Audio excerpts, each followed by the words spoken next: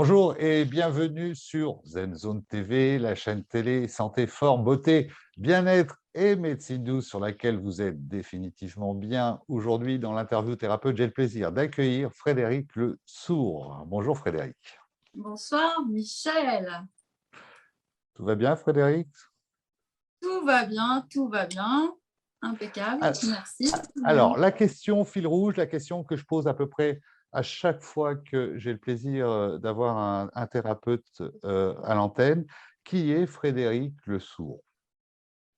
Alors c'est marrant parce que quand j'ai travaillé en coaching avec ma webmaster, elle a dit les thérapeutes disent toujours je suis thérapeute, alors on commence à dire je suis une femme et je suis mère de 3 enfants et je suis par ailleurs thérapeute. Alors mon parcours je le raconterai après, mais j'ai été enseignante, fille d'enseignant et avec un petit peu de loyauté. Voilà, j'ai adoré d'ailleurs être enseignante, j'ai beaucoup, beaucoup appris dans ce domaine. Et puis un jour, j'ai réalisé mon rêve et mon rêve, parce que j'ai une grande passion pour le développement personnel, ça a été de me former davantage à ça et j'ai eu un choix à faire et que l'éducation nationale m'a proposé, c'était où je revenais à mon poste ou bien je démissionnais et j'ai démissionné. Et c'est une très belle réussite et ça fait maintenant 8 ans que je suis hypnothérapeute et 2 ans que je suis formatrice. Alors, hypnothérapeute, formatrice, donc un début de carrière comme enseignante, fille d'enseignant ou d'enseignante, je ne sais pas. Il s'est passé quelque chose dans votre parcours pour que vous ayez envie, à votre tour, de démarrer, d'entrer, d'exercer dans la relation d'aide, dans l'accompagnement? Non, je pense que c'est quelque chose qui est assez viscéral en fait. C'est quelque chose que j'ai toujours ressenti comme palpable parce que bon, déjà quand j'étais ado, quand j'étais une très jeune femme, on disait toujours que j'avais une certaine propension à écouter, une certaine propension à... Voilà, j'étais vraiment dans l'idée d'écoute attentive et dans la bienveillance et ça me passionnait. J'ai lu énormément, j'ai fait beaucoup de choses. Et je me souviens que bon, quand j'étais prof avec mes 3 jeunes enfants, c'était pas évident. Je me disais: «Oh, je n'arriverai pas, c'est pas possible».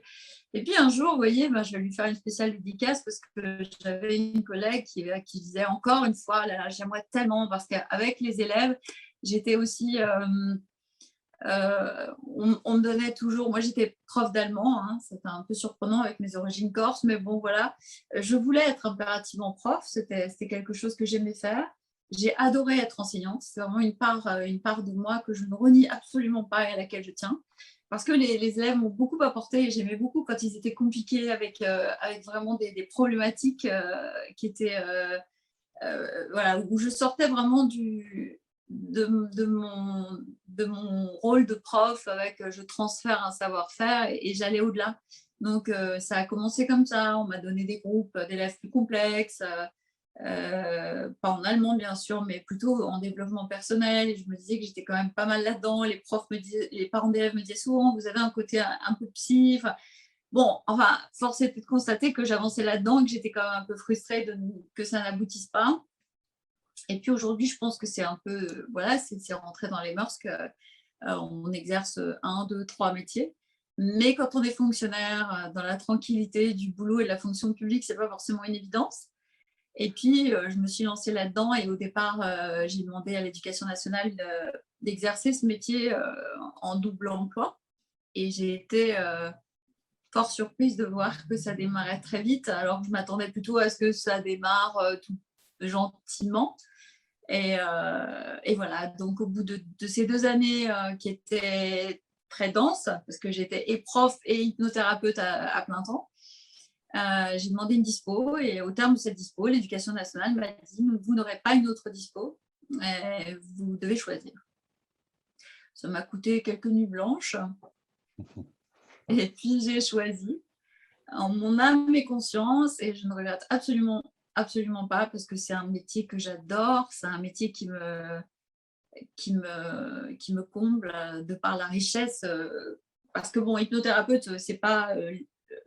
Bien sûr, nous, on n'a pas. Moi, j'ai pas de numéro d'Adélie, je suis pas reconnue comme psychologue, etc. Mais ce que je fais, c'est de la psychologie vraiment totalement. Enfin, j'ai pas à rougir à côté d'un psychothérapeute et ma valeur ajoutée, c'est l'hypnose. Donc, c'est juste génial, quoi, de pouvoir aider, guider les gens à aller mieux, à sortir d'une dépression. On- Moi, mon créneau, c'est surtout les addictions. Les addictions, nous allons en parler, Frédéric. Oui, non, c'est courageux, il faut le noter, il faut le souligner, effectivement, quand on a la sécurité de l'emploi, dans l'enseignement, c'est à peu près une carrière toute tracée. Donc, c'est que vous aviez certainement une réelle volonté donc d'aider, d'accompagner les gens. Et vous avez tout à fait raison. Moi-même, qui suis hypnothérapeute également, l'hypnothérapeute a le devoir d'avoir une grande capacité d'écoute. Quelle formation avez-vous suivi? Pratiquez-vous l'hypnose ericksonienne, l'hypnose sagesse, humaniste, intégrative, laquelle? Alors, je vais pas dire où j'ai été formée parce que c'est pas quelque chose qui m'a franchement marqué. Je me suis dit, mon Dieu, qu'est-ce que je vais faire avec cette formation? Je me suis formée dans un gros groupe où on était très, très, très nombreux. Et bon, mon hypnose, c'est de l'hypnose ericksonienne. Et quand j'ai commencé, j'ose dire que je compare toujours ça au fait d'avoir le permis. Je me disais, mais qu'est-ce que je vais faire maintenant? Et j'avais très, très peur de faire du mal aux gens ou de ne pas savoir être efficace. Et puis, quand j'ai commencé, je me suis vraiment aperçue que non, j'étais vraiment faite pour ça. Et aujourd'hui, bien sûr, avec 8 années de pratique, c'est extraordinaire d'avoir, bien sûr, parce que je me suis aussi formée à d'autres choses, où je me suis intéressée à l'enfant intérieur, où j'en ai fait enfin, toujours le centre, le point de départ. Euh, Après, il y a eu les addictions. Après, forcément, je me suis spécialisée dans pas mal de domaines, dans ce qu'on appelle, vous savez, une niche. Et c'est vraiment, les addictions, c'est vraiment ma niche. Les blessures. Et puis aussi, j'anime des constellations, des journées constellations familiales où on laisse aussi la place à l'hypnose, mais où c'est quelque chose qui paraît un peu perché à Amiens, mais qui ne l'est pas, qui vient d'un courant. Moi, j'ai choisi celui de Bert Hellinger et c'est génial pour déposer ses fardeaux et nos blessures du passé, quoi. Donc, j'ai pas mal d'atouts à mon arc et c'est vrai que j'ai la chance d'avoir une bonne patientèle. On n'a pas le droit de dire patientèle, moi je dis pas clientèle, mais enfin d'avoir pas mal de gens qui me font confiance et des médecins qui m'envoient du monde. Et bon, c'est extraordinaire, c'est une chance inouïe de pouvoir faire ça. Et quant à la formation, bon, c'est une toute jeune formation puisqu'elle a 2 ans, mais je l'ai vraiment au fil de mes... Je n'ai pas été Je, trop impactée. je vais y venir sur la formation, Frédéric, parce que ça nous intéresse et ça doit très certainement intéresser nos spectateurs. Je reste sur les champs d'application, le champ d'application. Alors, c'est vrai, l'hypnose permet d'aider, d'améliorer, souvent de guérir des problématiques parfois complexes, lourdes, anciennes, mais les addictions, c'est plus compliqué. Les addictions, toujours à voir, même je pense pour les gens qui viennent me voir pour arrêter de fumer en une séance, il y a énormément de choses. La cigarette, moi je le sais parce que j'ai fumé, c'est l'oralité, c'est le passage probablement de l'enfance enfin l'enfant se sent grandir, a besoin d'une béquille. Et après, on tombe là-dedans en se disant que c'est un exutoire, on va y trouver du plaisir, on va y trouver le fait de se rassurer, d'être moins seul, de ne pas s'ennuyer, etc. Et quand on arrête ça, ben, il y a un grand, grand, grand vide. Et c'est ce vide qu'il faut bien gérer, en fait, parce que arrêter, on le fait tous. C'est tenir après, tenir au-delà de 24 heures, 48 heures, etc. C'est-à-dire vivre sans et se séparer. Et c'est vraiment là-dessus. Moi, j'insiste beaucoup sur l'émotionnel et sur tout ce qui va se passer après. Et, pour les autres addictions, ça va chercher davantage dans les blessures pour moi. Tout ce qui est alcool, cannabis, dans des blessures et aussi des tentatives d'avoir recours à quelque chose pour ne plus penser ou se couper de nos émotions, de notre émotionnel, mais qui est encore très engrammé, très enquisté et qu'il va falloir aller voir à un moment donné. Donc, j'aime beaucoup aussi, j'aime beaucoup m'occuper des gens qui ont un problème avec l'alcool parce que je trouve que c'est une renaissance, quoi, de conscientiser certaines choses, certaines parts de nous et de laisser l'émotion quand même, l'émotion c'est à l'extérieur, sortir et pouvoir enfin se libérer de ce qu'on a cru être un fardeau à vie, quoi. Mais l'alcool, c'est que ce qui cache énormément de choses, énormément de souffrances. C'est l'arbre qui cache la forêt. Oui, C'est ça. effectivement, bah, l'alcool, c'est mettre entre parenthèses pendant un moment certaines choses, mais le problème n'est pas pour autant réglé au retour à un Oui, tout état à fait, oui. tout à fait Donc, lucide. c'est vraiment à la différence de et bon, vraiment, je ne tape pas sur ces thérapies-là, mais c'est vrai que pour avoir vu pas mal de monde avec, bon, qui souffrait de ce problème avec l'alcool, je pense que ça ne se résout pas en les mettant, de côté, pendant un mois et en cure et on revient et on reprend le système. Je pense qu'il y a vraiment quelque chose à travailler en profondeur et que ce travail, bah, oui, il faut le faire et c'est un travail que les gens font de façon très, très courageuse parce qu'il est l'hypnose, c'est pas de la relaxation, ça vous le savez et c'est un état de dissociation, mais ça c'est pas un état de relaxation. Il y a des gens, on peut avoir des abréactions, on peut avoir des réactions très violentes qu'il faut savoir accompagner correctement, hein. Et il y a beaucoup de pleurs dans un cabinet d'hypnothérapie. Mais c'est bien, c'est la décharge et on dépose, on laisse dans la pièce aussi tout ce qui pèse tellement et c'est ça qui est beau, quoi, d'écouter et que les gens ne se sentent absolument pas jugés. Ça, c'est formidable. Moi, je trouve que c'est... Voilà. Le non-jugement est élémentaire pour tout thérapeute. Alors, imaginons que j'habite Amiens ou dans le 80, dans la Somme, aux alentours, que je vienne vous voir, Frédéric Lesourd, à votre cabinet d'Amiens. Comment se déroule une thérapie? Comment vous démarrez? Comment vous fonctionnez? Alors, le début d'une thérapie, c'est une alliance thérapeutique entre la personne qui vient vous voir et vous-même. C'est-à-dire qu'il faut quand même que la relation de confiance s'établisse et que ce soit très clair.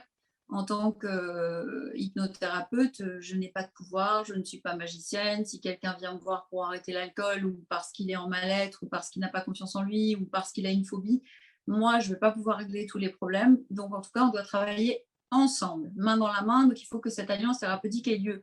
Et d'ailleurs, les gens qui généralement ne viennent pas au second rendez-vous, parce que c'est une thérapie brève, mais il faut quand même 2, 3 rendez-vous, sont des gens avec qui on n'a pas créé ça. Mais pour moi, il n'y a pas de hasard. Si ça ne devait pas se faire, ça ne se fait pas. Voilà, si je ne suis pas la bonne personne, je n'ai pas de problème avec ça. Après, il y a la première phase qui est l'anamnèse. Donc, on écoute la personne, on l'entend dans son mal-être en position basse. Position basse, c'est-à-dire ce que je sais, c'est que je ne sais rien. Et puis, on essaie de décortiquer un peu le tout pour emmener la personne à la conscientisation. Alors, c'est pour moi aux antipodes de ce qu'on fait chez un psychiatre, il va faire et qui va réagir de temps en temps. Moi, je suis très active, donc c'est une écoute active. Et en fait, c'est incroyable de voir les gens avec des yeux grands ouverts, écarquillés, en disant mais oui, c'est vrai. Enfin, voilà, parce qu'on aide les gens à prendre conscience de tas de choses.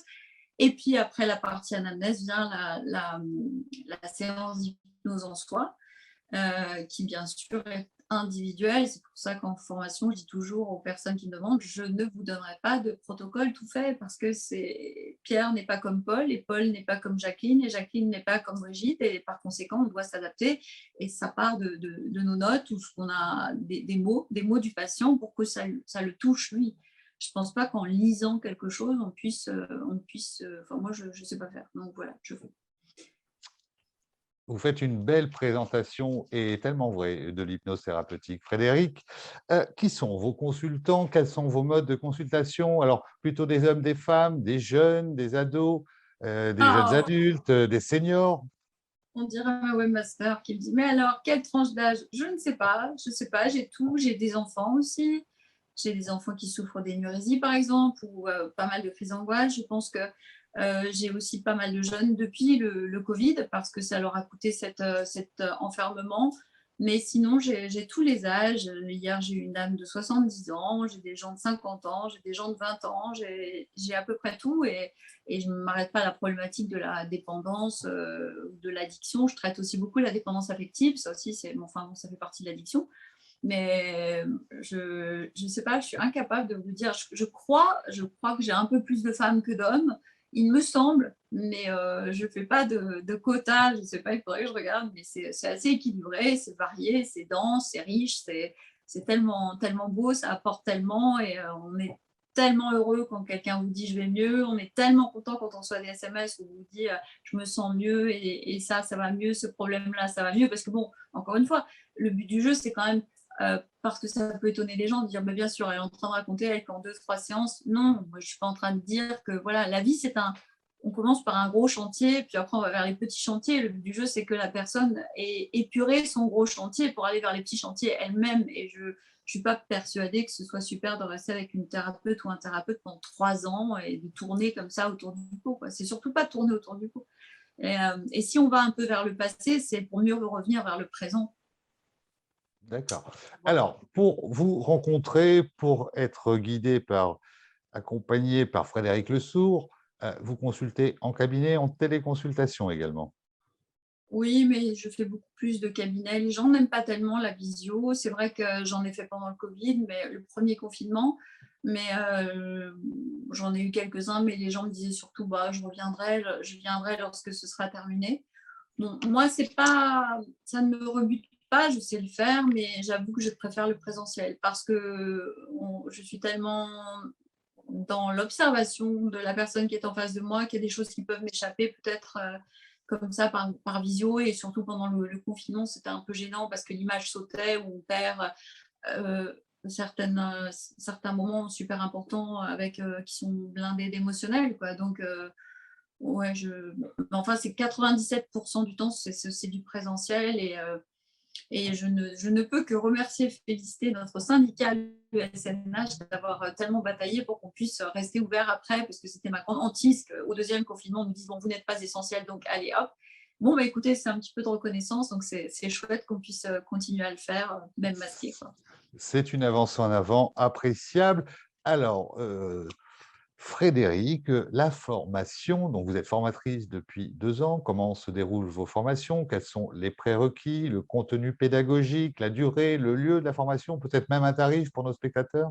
Alors, la formation, elle est tout à fait unique parce que, encore une fois, j'ai pas voulu, pour l'instant, en tout cas, moi, ce qui me va, ce sont les petits groupes parce qu'il est hors de question que j'accueille des gens par groupe de 20 et que je ne puisse pas m'occuper de chacun.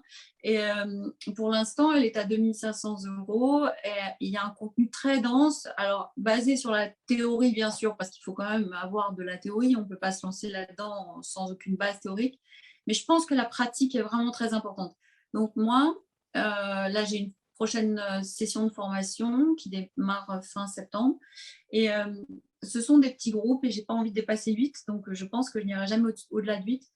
Et très vite, je les lance dans la pratique. Elles ont des anamnèses à faire, elles les enregistrent, elles me les envoient. On a un groupe audio, donc il y a tous les audios. Je leur partage les séances quand mes patients sont d'accord. Elles viennent au cabinet en observation, j'y allais parce que pour le coup, là, j'ai que les femmes.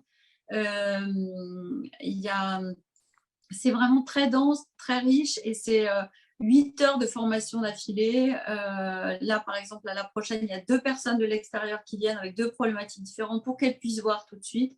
Et ensuite, ces personnes-là, elles vont continuer à s'en occuper dès que je les sens aptes à le faire. Donc, il y a une validation de la pratique tout au long, une validation de la théorie une fois. Je suis data dockée, c'est super important. En cours de Calliope, ce qui me réjouit fort, parce que c'est vraiment un travail que je trouve incroyable. Enfin bon, il faut le faire. Et puis aussi pour les gens qui viennent se former, parce que ça leur permet d'avoir des fonds et ça, c'est important. Donc, le contenu est très, très, très riche et récemment, j'ai compté que c'était à peu près 300 heures de formation quand on met tout bout à bout, puisque quand elles m'envoient une séance qu'elles ont faite en enregistrement, ne serait-ce qu'une anamnèse, il y en a 4 autres aussi. Donc, moi, je vais faire le feedback. Et puis, on a sur ce groupe audio, les autres vont devoir écouter pour comprendre le feedback que je vais faire après, etc. Donc, il y a beaucoup, beaucoup de pratiques. Parce que je trouve que rester sur la théorie où ça ne marche pas et s'entraîner entre stagiaires qui ne sont pas encore expérimentés, moi, c'est ce que j'ai fait. Je n'ai pas trouvé ça très, très, très judicieux non plus. Donc, je ne le fais pas. Et il y a des supports, bien sûr, il y a beaucoup d'exercices. Bon, pour l'instant, enfin, je suis vraiment en train de déployer cette part formation, justement, que j'espère faire pas seulement à Amiens, mais aussi sur Paris, sur Lille, sur Marseille, sur Lyon, là où on m'appellera, quoi. Et, euh, et j'aime beaucoup Donc, former. Je pense que une formation en hypnothérapie ericksonienne, pour l'instant, donc dispensée à Amiens, et oui. sanctionnée comment? Comment est sanctionnée votre Il faut formation en fin de impérativement stage? la validation de la théorie, mais qui n'est pas pour moi la plus importante. C'est-à-dire, c'est avoir validé aussi tout au long, tout ce qui était à faire au niveau exercice. L'anamnèse, comment on fait une anamnèse? Est-ce que c'est OK? Est-ce que je sais calibrer? Est-ce que je sais ratifier? Est-ce que ça, et ça, j'ai l'occasion de le voir pendant ces sessions. Je leur dis toujours que si j'estime qu'à la fin des sessions, de la session, elles ne sont pas, enfin, mes stagiaires ne sont pas tout à fait encore, je ne les sens pas encore assez aptes pour avoir la certification, parce qu'on ne parle pas de diplôme, elles peuvent revenir une deuxième fois gratuitement et refaire tout le cursus qui est à chaque fois différent. La formation comprend tout ce qui est un peu lambda, donc on est moins dans, il y a des modules, un module pour les addictions, un module pour le poids, parce que je trouve que c'est un peu à part. Le poids, c'est quelque chose que je traite aussi avec beaucoup de bonheur, parce que je trouve qu'il y a aussi beaucoup de blessures là-dedans. Donc voilà, c'est une formation qu'au fil du temps, j'ai pu vraiment enrichir, et je trouve que là, elle est toujours perfectible, bien sûr, et aussi grâce à mes stagiaires, parce que c'est justement ça, arriver à l'interdépendance, c'est-à-dire que des fois, elles ont des idées, l'élève rattrape largement le maître, ce n'est qu'un plaisir, mais voilà, elles ont des idées, elles sont très, très pleines de créativité, elles sont douées, très douées. Et mon travail de formatrice, c'est effectivement quand même de leur dire aussi, lorsque je sens que telle corde n'est pas encore bien solide et qu'il va falloir qu'elle le soit, parce qu'il y a mon nom sur cette formation et que je tiens à ne pas faire n'importe quoi. Donc, je ne valide pas non plus n'importe qui. Et avant ça, il y a un questionnaire, il y a un entretien téléphonique préalable pour que je sente qu'on est bien sur la même longueur d'onde, avec le questionnaire qui suit en disant quelles sont leurs attentes et ce qu'elles attendent de moi. Donc, elles savent ce que moi j'attends et moi je sais ce qu'elles attendent de moi, et on voit ensemble si c'est OK, si ça peut le faire. Après, on a une première rencontre avec le groupe pour voir s'il y a cohésion, si ça marche bien. Et après, on signe en séance. Voilà, donc il y a pas mal de choses avant. Parce que, enfin, je crois vraiment que le hasard n'existe pas. Et pour l'instant, j'ai toujours eu des groupes où c'était vraiment c'est marrant, ça s'emboîtait fort bien. Et là encore, parce que ce ne sont quasiment que des infirmières, il y a du libéral, il y a du psy, etc., mais c'est marrant. Et ça forme toujours des jolis groupes comme ça qui restent liés. Et puis j'assure après aussi, une fois qu'elles ont leur certification, une supervision pendant 6 mois. C'est-à-dire qu'elles peuvent compter sur moi n'importe quel moment. Et pendant la formation, je me veux très présente aussi. Voilà, donc une formation très complète avec de la théorie, mais aussi beaucoup de pratique. Une formation de 300 heures cumulées, c'est suffisamment important pour le souligner ici. Et donc, formation pour l'instant à Amiens, plus tard à Paris et ailleurs. Alors, un dernier mot, Frédéric Lesourd, pour nos spectateurs. Le dernier mot. Le dernier mot, Un dernier petit message. Le dernier petit message, c'est que j'espère vraiment que tous les gens qui m'auront entendu, et je les remercie parce que c'est un peu long, donc il faut. Voilà. Merci de m'avoir écouté, et puis j'espère vous recevoir. Donc c'est mon site www.hypnosez-vous.fr. On est en train de travailler avec ma webmaster sur la partie formation, parce que bon, pour l'instant, on en était plus à l'identité visuelle.